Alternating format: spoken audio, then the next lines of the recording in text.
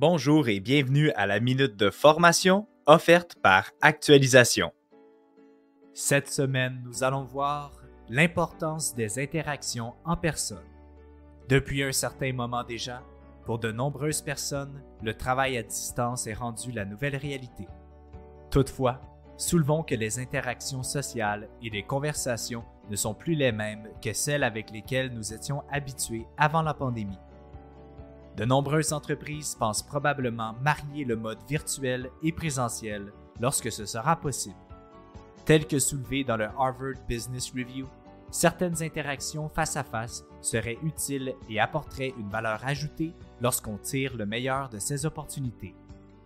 Voici donc une liste non exhaustive de l'importance des interactions en personne. La création du lien de confiance et collaboration. Lorsqu'on prend le temps de connaître ses collaborateurs, de partager des expériences et de discuter, le lien de confiance se développe plus naturellement et facilement. Les liens interpersonnels établis en personne sont plus forts et plus propices à créer un environnement dans lequel règne la confiance, la collaboration et le soutien entre individus. Et la dynamique de groupe durant les interactions en personne est différente et plus propice à la collaboration. Le sentiment d'appartenance. Il est plus facile d'entretenir un sentiment d'appartenance lorsque les individus peuvent échanger, rire, discuter et partager leurs valeurs lors des interactions face à face. Et un des défis pour les organisations en ce moment et dans l'avenir est le souci d'inclure tout le monde en étant juste envers tous et ce, dans le but de partager la même culture et de solidifier les interactions interpersonnelles des individus, qu'ils travaillent de la maison ou du bureau. La créativité et l'innovation. Les individus ont tendance à être plus concentrés et moins distraits lorsque les activités de collaboration se font en personne. Et les échanges d'idées, d'expériences et les nouveaux apprentissages se font souvent dans un contexte dans lequel les participants passent du temps ensemble et ont une confiance déjà établie.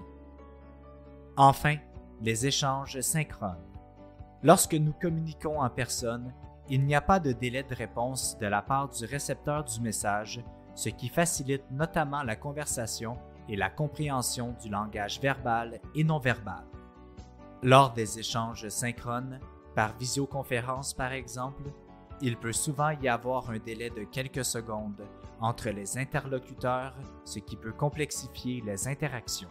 Et lors des échanges asynchrones, par exemple écrire par l'entremise d'un outil de collaboration, le langage verbal et non verbal sont difficiles à percevoir. En conclusion, peu importe la façon dont les organisations vont fonctionner dans un avenir rapproché, l'important est de prendre les meilleures pratiques de chaque approche afin de tirer le meilleur autant des échanges en personne qu'en virtuel. C'est ainsi que se termine la minute de formation de cette semaine. On se donne rendez-vous la semaine prochaine. Rejoignez-nous sur notre site internet au www.actualisation.com ou contactez-nous au 1-877-688-0101.